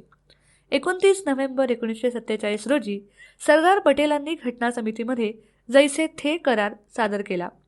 हैदराबाद संस्थान आणि इंग्रज सरकार यांचे पूर्वी जसे संबंध होते तसेच संबंध स्वातंत्र्यानंतर भारत सरकार आणि निजाम सरकारचे राहतील असा या कराराचा अर्थ होता. परंतु जैसे थे कराराचे गांभीर्य निजामानं मुळीच पाळले नाही. हा करार झाला तेव्हाच 30 नोव्हेंबर 1947 रोजी स्वामीजींची जेलमधून सुटका झाली. जेलमधून सुटल्याबरोबर स्वामीजींनी सर्व स्तरातून हैदराबाद मुक्तीसंग्रामासाठी सहकार्य मिळवण्याचे प्रयत्न केले. सशस्त्र लढा का? हैदराबाद मुक्तीसंग्राम हा सशस्त्र लढा होता. यावर विरोधकांनी फार टीका केली. विशेषतः स्वामीजी महात्मा गांधींचे निस्सीम भक्त होते. त्यांची अहिंसेवर श्रद्धा होती आणि तरीही त्यांनी सशस्त्र लढ्याला का परवानगी दिली असा प्रश्न विचारला गेला. स्वामीजींनी त्याला समर्पक असे उत्तर दिले. हैदराबाद मुक्तीसंग्राम प्रारंभी पूर्णपणे अहिंसक लढा होता. जैसे थे करार होईपर्यंत मुक्तीसंग्राम पूर्णपणे अहिंसक लढा होता. जैसे थे करार होईपर्यंत असहकार आणि कायदेभंग हेच प्रमुख कार्यक्रम होते. परंतु रजाकारांचे अत्याचार, निजाम सरकारचे अन्यायी धोरण अशा दुहेरी संकटात जनता भरडून निघत होती. स्थितप्रज्ञ व अहिंसावादी गोविंद पानसऱ्यांचा दिवसाढवळ्या रजाकारांनी खून केला. त्यामुळे आंदोलन अधिक उग्र करणे आवश्यक झाले. तरीही सर्वांना अशी ताकीद होती की मनुष्यहानी होणार नाही याची काळजी घ्यावी. सरकारी कचेऱ्या व बँका वगैरे बंद पाडून राज्य खिळखिळ करण्यासाठी आवश्यक असतील तेवढीच हत्यारं वापरावीत. विशिष्ट धर्मांची किंवा जातीची व्यक्ती पाहून तिच्यावर हल्ला करू नये. लढा संपल्यानंतर एकूण 1 शस्त्रांचा हिशेब सरदार वल्लभभाई पटेल यांच्याकडे सादर करण्यात आला. कृती समितीचा क्रांतिकारी कार्यक्रम. कृती समितीनं हैदराबाद मुक्तीसंग्रामाचा लढा वेगवान करण्यासाठी जनतेला भरगच्च कार्यक्रम दिले होते. 1 ऑगस्ट ते 30 सप्टेंबर 1947 दरम्यान सर्वत्र झेंडावंदनाचे कार्यक्रम हाती घेण्यात आले. 2 ऑक्टोबर ते 23 नोव्हेंबर 1947 पर्यंत सरकारी यंत्रणा बंद पाडण्याचे तंत्र वापरण्यात आले. तसेच रेल्वेचे रूळ उखडणे, तारा तोडणे यांसारखे कार्यक्रम हाती घेण्यात आले होते. संस्थानातील सर्व जिल्ह्यात जंगल सत्याग्रहाचा कार्यक्रम फार मोठ्या प्रमाणात राबवण्यात आला. ग्रामीण भागात लेवीबंदी आणि साराबंदीचे कार्यक्रम फार यशस्वी झाले. तसेच संस्थानातील गावे स्वतंत्र करून तेथे निजामाची सत्ता झुगारून गावची सत्ता प्रस्थापित करणे, तसेच करोडगिरी नाकी व पोलीस स्टेशन उद्ध्वस्त करणे इत्यादी मार्गांचाही समावेश होता. स्वामीजी 26 जानेवारी ते 17 सप्टेंबर 1948 पर्यंत जेलमध्ये होते. 1 डिसेंबर 1947 ते सप्टेंबर 1948 पर्यंत लढ्याचे रूपांतर तीव्र आंदोलनात झाले. जागोजागी होणारे सशस्त्र लढे आणि नांदेड जिल्ह्यातील उमरी बँक प्रकरण यात स्वामीजींना खूप मनस्ताप झाला. परंतु स्वामीजी सतत कृती समितीच्या पाठीशी राहिले. कार्यकर्त्यांना त्यांनी प्रोत्साहन दिले. म्हणून उग्र आंदोलनातील कार्यकर्ते या अग्निदिव्यातून तावून सुलाखून बाहेर पडले. स्वामीजींच्या नेतृत्वाखाली संस्थानातील सर्व जिल्ह्यात व्यापक स्वरूपाचा लढा दिला गेला. म्हणून निजामी सत्तेची पायमुळे पोखरली होती व पोलीस ॲक्शनच्या वेळी निजामी सत्तेला 5 दिवसात शरणागती पत्करावी लागली. इसवी सन 1948 मधील पोलीस ॲक्शन ऑपरेशन पोलो. जैसे थे करारामुळे भारतीय संघराज्य आणि हैदराबाद संस्थान यांच्यात परस्पर सहकार्याचे आणि सलोख्याचे वातावरण निर्माण होईल अशी आशा सर्वांना वाटत होती. परंतु ती निरर्थक ठरली.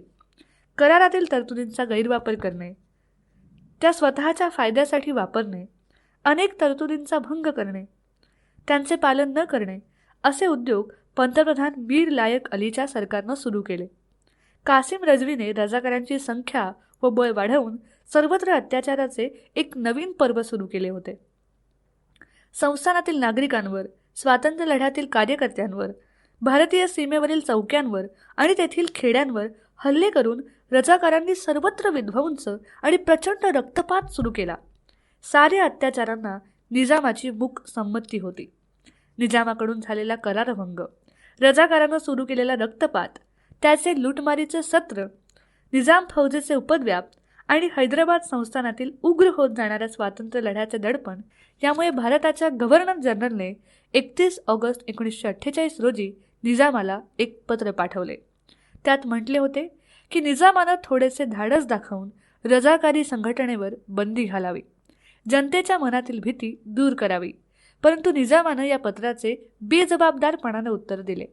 त्यामुळे निजामाविरुद्ध बळाचा वापर करणे अपरिहार्य होते. म्हणून दिनांक 7 सप्टेंबर 1948 रोजी भारत सरकारनं सैन्य दलाला हैदराबादवर चढाई करण्याचे आदेश दिले. त्यानुसार 23 सप्टेंबर 1948 रोजी पहाटे 4 वाजता संस्थानाविरुद्ध पोलीस ॲक्शनची कारवाई केली. प्रत्यक्ष कारवाई. 13 सप्टेंबर 1948 रोजी भारतीय फौजा हैदराबाद संस्थानामध्ये 5 वेगवेगळ्या ठिकाणांहून घुसल्या. हैदराबाद संस्थानावरील लढाईची ही योजना ऑपरेशन पोलो या सांकेतिक नावानं ओळखली जाते. भारतीय सेनेच्या सर्दिन कमांडचे प्रमुख जनरल गोडार्ड यांनी ही योजना तयार केली. तथापि नंतर ते निवृत्त झाले आणि त्यांच्या जागी लेफ्टनंट जनरल राजेंद्र सिंग यांची नियुक्ती झाली. त्यांच्या मार्गदर्शनाखाली major general Jayant Chaudhary, major general DS Brar, major general A Rudra, brigadier Shivdatta Singh आणि एअर व्हाईस मार्शल मुखर्जी यांनी ही योजना राबवली व पूर्णत्वाला नेली. असेच ऑडिओज ऐकत राहण्यासाठी तुम्ही लिसन टू री हे ॲप्लिकेशन प्ले स्टोअरवरून आजच डाउनलोड करू शकता. सर्व स्पर्धा परीक्षांसाठी आवश्यक असणारे ऑडिओ बुक्स, ऑडिओ नोट्स तसेच इतर मटेरियल देखील त्यावर उपलब्ध करून देण्यात आले आहेत. या ऑडिओसोबतच्या लिंकवर क्लिक करून तुम्ही ते ॲप्लिकेशन डाउनलोड करू शकता. मुख्य लढाई पहिल्या आर्म्ड डिव्हिजनने सोलापूर येथे सुरू केली. सोलापूर ते हैदराबाद असा लढाईचा मार्ग होता. या मुख्य लढाईचे नेतृत्व मेजर जनरल जयंत चौधरी यांनी केले. दुसरी आघाडी विजयवाडा मार्गे होती. तिचे नेतृत्व मेजर जनरल A रुद्र हे करत होते. त्याशिवाय कर्नूल, आदिलाबाद, चाळीसगाव मार्गे, औरंगाबादकडून वाशिम मार्गे, हिंगोलीतून बुलढाणा मार्गे, जालन्यातून सोलापूर मार्गे, उस्मानाबाद लातूरकडून, गदग रायपूरकडून अशा निरनिराळ्या ठिकाणून भारतीय फौजा हैदराबाद संस्थानात घुसल्या. 13 सप्टेंबरच्या पहाटेपासून भारतीय फौजांनी आत्मविश्वासानं कारवाई सुरू केली. पोलीस ॲक्शनमुळे जनरल अल इद्रिस यांच्या नेतृत्वाखाली निजामी सैन्याची अक्षरशः वाताहत झाली. पोलीस ॲक्शनची कार्यवाही 17 सप्टेंबर 1948 पर्यंत चालू राहिली. शेवटी 17 सप्टेंबर हा मंगल दिन उगवला. हैदराबाद भोवती असलेल्या निजामी फौजांनी लिंगमपल्लीपर्यंत माघार घेतली होती. भारतीय सेनाधिकाऱ्यांनी निजाम फौजाचे प्रमुख जनरल अल इद्रिस यांना त्यांनी शरणागती पत्करावी असा संदेश पाठवला. त्याप्रमाणे 17 सप्टेंबर 1948 रोजी सायंकाळी निजामानं आपली शरणागती घोषित केली आणि आपल्या फौजांना युद्ध थांबवण्याचे आदेश दिले. दुसऱ्या दिवशी 18 सप्टेंबर 1948 रोजी भारतीय सैन्यानं निजामाची राजधानी हैदराबाद शहरात प्रवेश केला. तेथे मेजर जनरल चौधरींनी अधिकृतपणे निजामाचे सेनाप्रमुख जनरल अल इद्रिस यांच्याकडून शरणागती पत्करल्यानंतर मुक्तीसाठीची महत्त्वाकांक्षी सैनिकी कार्यवाही पूर्ण झाली. पोलीस ॲक्शननंतर हैदराबाद मुक्तीसंग्रामाची सांगता झाली. दक्षिण भारतातील निजामी सत्तेचे जुलमी पाश स्वामीजींच्या मार्गदर्शनाखाली चाललेल्या या आंदोलनानं झुगारून दिले. हैदराबाद मुक्तीसंग्राम हा जनतेच्या विराट सामर्थ्याचा आणि ध्येयधुन्य वृत्तीचा अभूतपूर्व आणि असामान्य विजय मानला जातो. विलिनीकरणाचा प्रश्न. हैदराबाद संस्थानातील एकतंत्री राज्यसत्ता नष्ट होऊन त्यात समाविष्ट असलेल्या त्रिभाषिक प्रदेशांचे शेजारच्या भारतीय संघराज्यातील त्या भाषिक प्रदेशात विलिनीकरण करणे हे हैदराबाद मुक्तीसंग्रामाचे ध्येय होते. तर बहुभाषिक हैदराबाद संस्थानाची संमिश्र संस्कृती तशीच जतन केली पाहिजे असे पंडित नेहरूंना वाटत होते. स्वामीजी व पंडित नेहरू या दोन महापुरुषांची मते दोन भिन्न टोकांची होती, परंतु दोघांनाही परस्परांबद्दल अतिशय आदर होता. 1945च्या प्रजा परिषदेपासून स्वामीजी पोलीस ॲक्शनचा आग्रह धरण्यासाठी पंडित नेहरूंनाच भेटले होते, परंतु हैदराबाद संस्थानाच्या विलिनीकरणाबाबत सतत त्यांच्यात तीव्र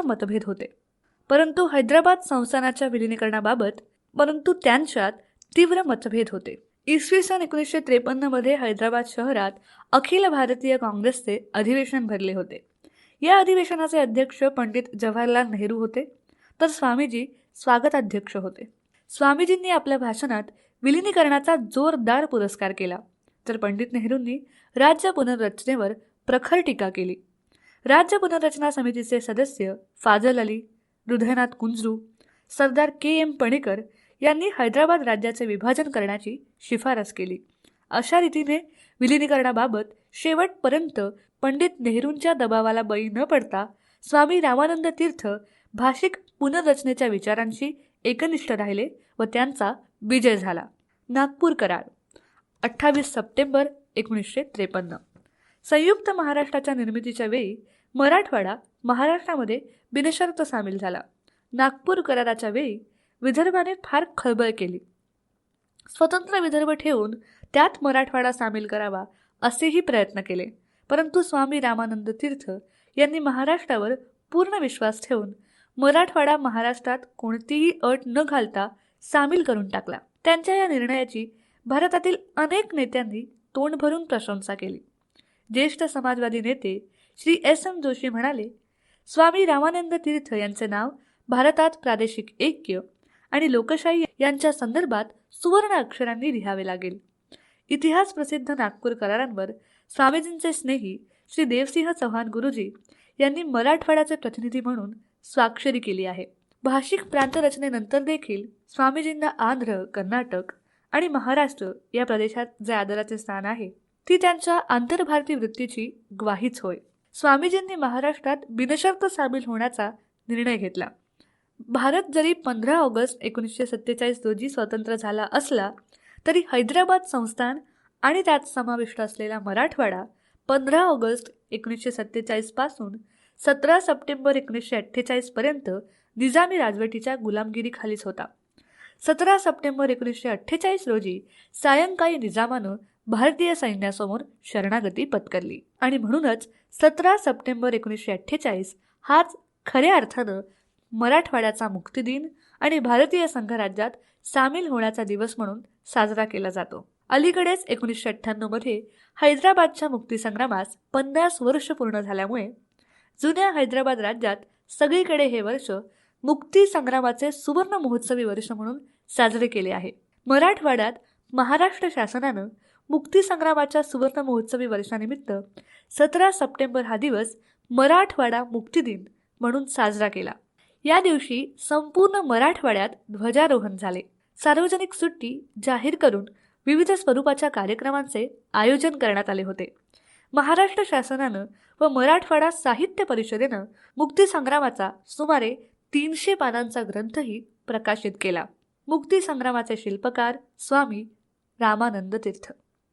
हैदराबाद संस्थानातील जनतेचे स्वातंत्र्य आंदोलन ज्यांच्या नेतृत्वाखाली चालले ते स्वामी रामानंद तीर्थ मूळचे हैदराबाद संस्थानाचे रहिवासी नव्हते. विजापूर जिल्ह्यातील सिंदगी या गावी 3 ऑक्टोबर 1903 रोजी त्यांचा जन्म झाला. त्यांचे पूर्वाश्रमीचे नाव व्यंकटेश भवानराव खेडगीकर. त्यांच्या आईचे नाव लक्ष्मीबाई असे होते. त्यांचे वडील प्राथमिक शिक्षक होते. त्यांच्या वडिलांनीही संन्यास घेतला होता. हा संन्यास त्यांनी पत्नीच्या परवानगीशिवाय घेतला असल्यामुळे त्यांच्या गुरूंनी भवानरावांना परत गृहस्थाश्रमात जायला सांगितले. त्यानंतर झालेल्या अपत्यांपैकी व्यंकटेश हे एक होते. स्वामीजींचे शिक्षण. त्यांचे प्राथमिक शिक्षण गाणगापूर येथे झाले. नंतरच्या शिक्षणासाठी सोलापूरच्या नॉर्थकोट या सरकारी शाळेत व्यंकटेशनं प्रवेश घेतला. व्यंकटेशच्या मनात राष्ट्रीय चळवळीविषयी विशेष प्रेम होते. मॅट्रिकच्या वर्गात असताना सरकारी शाळेतील शिक्षण असहकारितेच्या आंदोलनात त्याने सोडून दिले. नुकत्याच स्थापन झालेल्या टिळक महाराष्ट्र विद्यापीठाची शालांत परीक्षा पास होऊन अंबळनेर व पुणे येथे राष्ट्रीय शिक्षण संस्थेत पुढील शिक्षण घेतले. पारंगत ही MA समकक्ष असलेली पदवी मिळवली. संन्यासी स्वामीजी. लहानपणापासून खेडगीकरांच्या मनावर विरक्त वृत्तीचे संस्कार झाले होते. देशसेवेला पूर्ण वाहून घेण्यासाठी संन्यास घ्यावा असे त्यांच्या मनाने घेतलं. माणसाला निष्क्रिय करणारा संन्यास त्यांना नको होता. विवेकानंद आणि रामतीर्थांसारखा संन्यास त्यांना हवा होता. पंजाबचे एक कवी संत स्वामी रामतीर्थ यांचे शिष्य नारायण स्वामी यांच्या हातून 14 जानेवारी 1932 रोजी हिप्परगा येथे खेडगीकरांनी विद्वत संन्यास घेतला व तेव्हापासून त्यांचे नाव स्वामी रामानंद तीर्थ असे झाले. स्वामीजींचा सार्वजनिक जीवनात प्रवेश. 1935 मध्ये हिप्परग्याची शाळा सोडून स्वामीजी व बाबासाहेब परांजपे यांच्यासारख्या त्यांच्या सहकार्यांनी अंबेजोगाई येथील योगेश्वरी नूतन विद्यालयाचे पुनरुज्जीवन केले. या शाळेत शिक्षक असताना जून 1937 मध्ये भरलेल्या महाराष्ट्र परिषदेच्या अधिवेशनात स्वामीजी आपल्या विद्यार्थ्यांसह उपस्थित होते. संस्थानात स्पष्ट राजकीय विचार असलेल्या व कृती करू इच्छिणाऱ्या कार्यकर्त्यांची ही पहिलीच परिषद होती. प्रत्यक्ष राजकीय कृतीला लवकर प्रारंभ करावा असा विचार आता होऊ लागला होता. अनेक कार्यकर्ते स्वामीजींच्या लढ्याचे नेतृत्व स्वीकारावे असे इच्छित होते. लातूरला 1938 मध्ये झालेल्या महाराष्ट्र परिषदेच्या दुसऱ्या अधिवेशनास स्वामीजींनी शिक्षण क्षेत्र सोडून राजकीय चळवळीला पूर्ण वाहून घ्यावे असा निर्णय घेतला. 7 सप्टेंबर 1938ला हैदराबाद स्टेट काँग्रेसवर जन्मापूर्वीच बंदी घालण्यात आली. 1938च्या 24 ऑक्टोबरला हैदराबाद स्टेट काँग्रेसवर घातलेली बंदी उठवावी व नागरी हक्क बहाल करावेत या मागण्यांसाठी सत्याग्रह सुरू झाला. सत्याग्रहाच्या दुसऱ्या तुकडीचे नेतृत्व स्वामीजींनी केले. 27 ऑक्टोबर 1938 रोजी त्यांना अटक झाली व 1.5 वर्ष सक्त मजुरीची व दंडाची शिक्षा झाली. सत्याग्रह स्थगित झाल्यावर 1939च्या एप्रिलमध्ये त्यांची सुटका झाली. तेव्हापासून हैदराबाद स्टेट काँग्रेसचे नेतृत्व त्यांना स्वीकारावे लागले.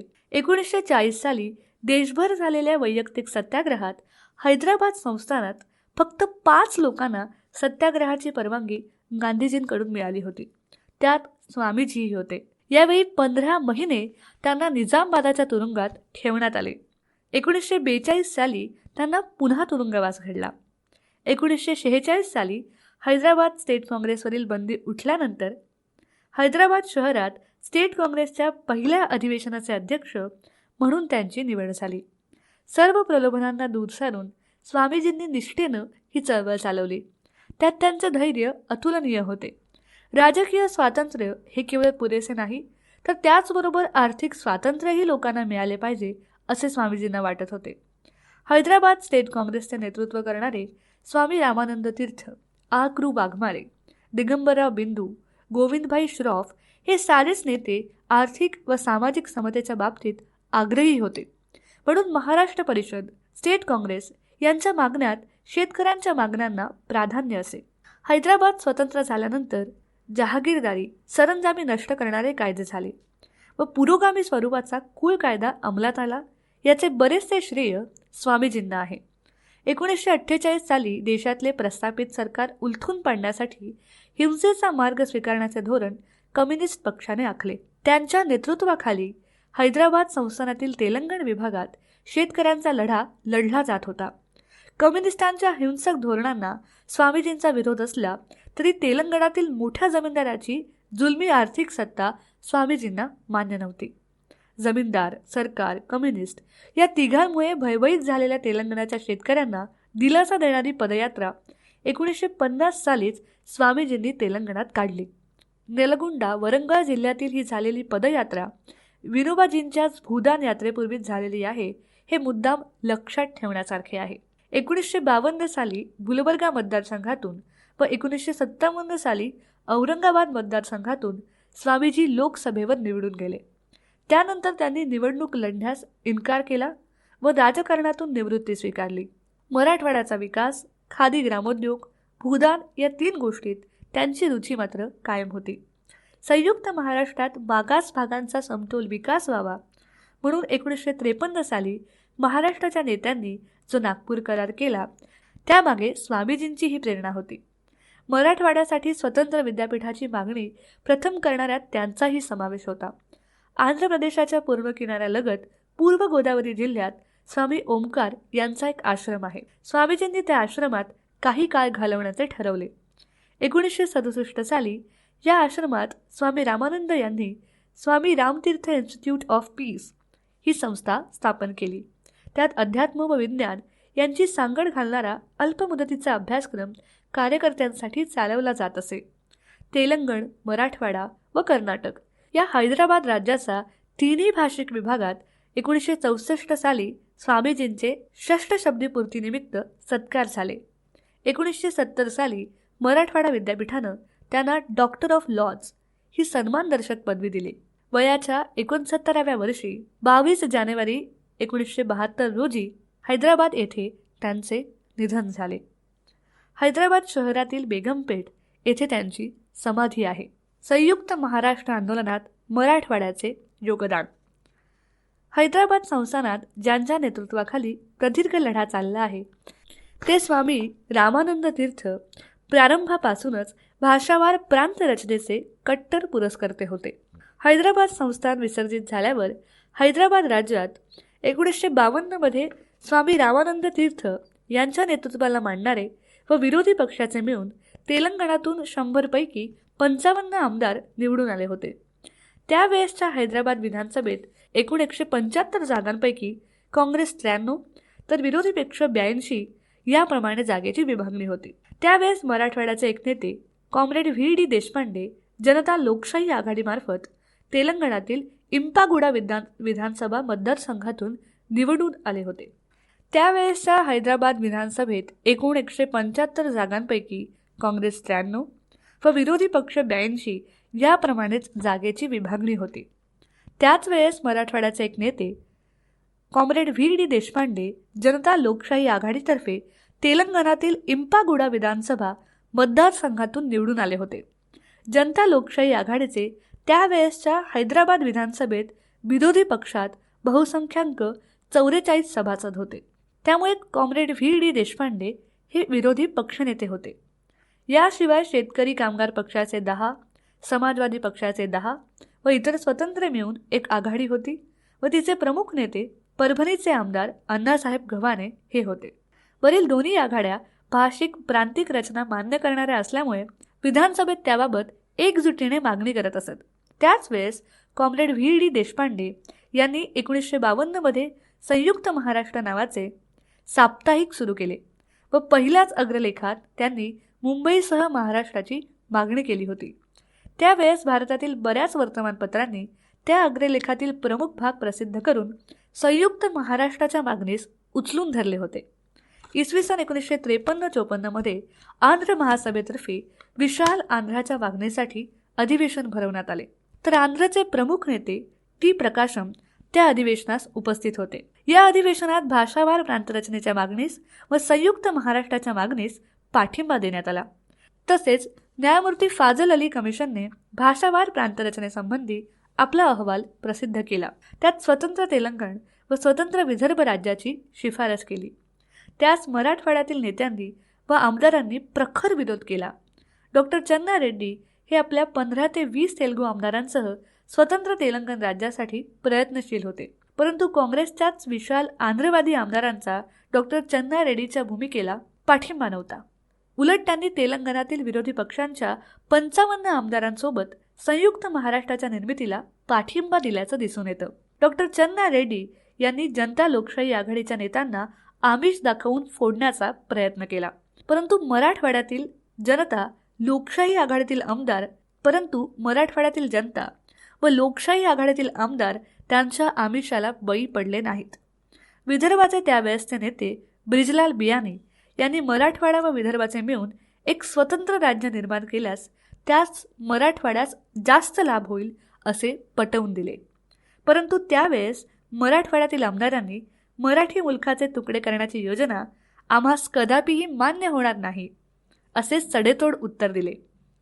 त्यावेळेसच्या हैदराबाद विधानसभेचे अध्यक्ष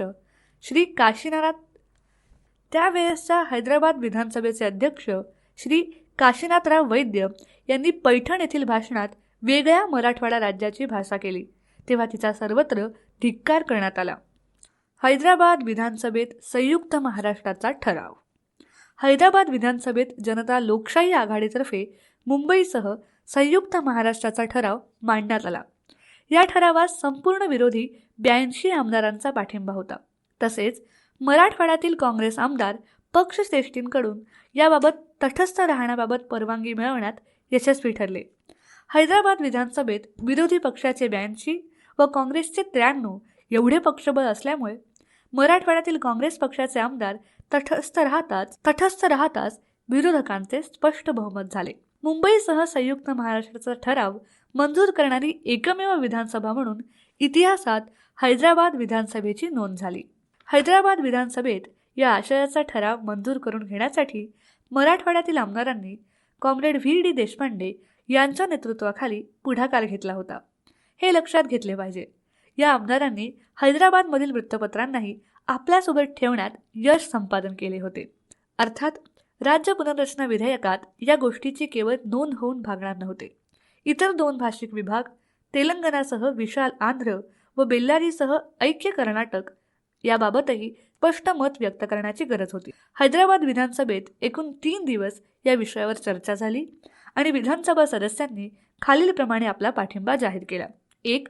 तेलंगणासह विशाल आंध्र 130, मुंबईसह संयुक्त महाराष्ट्र 130, ऐक्य कर्नाटक 130, स्वतंत्र तेलंगण 25. अशा रीतीनं विधानसभेत 3 भाषिक सलग राज्याच्या पुरस्कर्त्यांचे 2/3 अधिक बहुमत झाले. विधानसभेत या प्रश्नाबाबत अधिक सदस्यांनी आपल्या प्रतिक्रिया व्यक्त केल्या. त्यात प्रत्येकानं तेलंगणासह विशाल आंध्र, मुंबईसह संयुक्त महाराष्ट्र आणि बेल्लारीसह ऐक्य कर्नाटक या मागणीस पाठिंबा दिला व नंतर तपशिलासह 2 ते 3 मिनिटं आपली भूमिका मांडली. विरोधी पक्षनेता या नात्यानं कॉम्रेड V.D. देशपांडे यांनी विधानसभेचे सेक्रेटरी श्री हनुमंतराव यांना कशाप्रकारे विधानसभेत या 3 विभागांबाबत मत व्यक्त झाले त्याचा खुलासा करण्याची सूचना केली. त्याप्रमाणे सेक्रेटरीने वरीलप्रमाणे आकडेवारी जाहीर केली.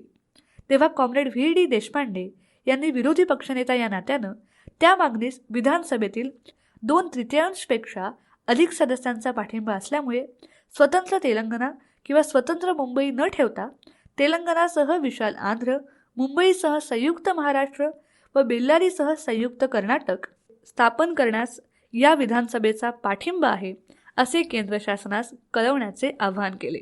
तेव्हा विधानसभेतील बहुसंख्य सदस्यांनी त्यास पाठिंबा दिला. अशा रीतीनं हैदराबाद विधानसभेतील मराठवाड्याच्या आमदारांनी केलेले प्रयत्न केंद्र शासनास हैदराबादचे विभाजन करण्यास भाग पाडणारे होते. हैदराबाद विधानसभेत मराठवाड्यातील आमदार सक्रिय राहिल्यामुळे डॉक्टर चन्ना रेड्डीच्या स्वतंत्र तेलंगणाचा डाव उधळला गेला. तसेच ब्रिजलाल बियानी मराठवाडा व विदर्भाचे स्वतंत्र राज्य निर्माण करू इच्छित होते. त्यालाही खो बसला. हैदराबाद विधानसभेत डाव्या व पुरोगामी शक्तीच्या साहाय्यानं सलग भाषिक राज्याचा पाया रचला गेला. यावरून मुंबईसह संयुक्त महाराष्ट्राच्या स्थापनेत हैदराबाद विधानसभेत मराठवाडा व तेलंगणाने दिलेले योगदान इतिहास कधीच विसरू शकणार नाही. कुर्ला येथील संयुक्त महाराष्ट्र मेळाव्यासाठी प्रमुख वक्ते म्हणून कॉम्रेड V.D. देशपांडे होते. समाजवादी पक्षाचे नाग गोरे हे मेळाव्याचे अध्यक्ष होते. तेथेही कॉम्रेड देशपांडे यांनी संयुक्त महाराष्ट्राच्या पाठीमागे शेतकरी, मजूर आणि कामगारांनी आपले संघटित सामर्थ्य उभे करावे असे आवाहन केले. पुणे येथील वसंत व्याख्यानमालेत बोलताना ते म्हणाले, आम्ही महाराष्ट्राच्या तुमच्या पादुकांची पूजा केली आहे. आता मुंबईसह संयुक्त महाराष्ट्राचा लढा पुढे नेऊया. 1957ची सार्वत्रिक निवडणूक आणि विशाल मुंबई राज्याची स्थापना. भारत सरकारनं 1 नोव्हेंबर 1956 रोजी महाराष्ट्रावर मराठी, गुजराती विशाल मुंबई राज्य लादले. गुजराती व मराठी भाषकांना सक्तीनं एकत्र ठेवण्याची खंत अनेकांना जाणवत होती. माननीय यशवंतराव चव्हाण मुंबई राज्याचे मुख्यमंत्री बनले. मराठवाड्यात 1957च्या निवडणुकीत काँग्रेसची स्थिती बरी राहिली, परंतु पश्चिम महाराष्ट्रात व मुंबईत काँग्रेसचे पानिपत झाले होते. एकूण महाराष्ट्रातील विधानसभेत काँग्रेसचे 5 ते 7 पेक्षा अधिक बहुमत झाले होते.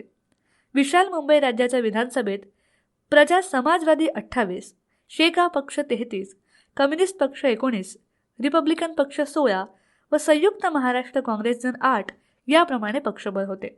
त्यामुळे विधानसभेत पायीने विरोधी पक्षनेता नियुक्त करण्याचे ठरले.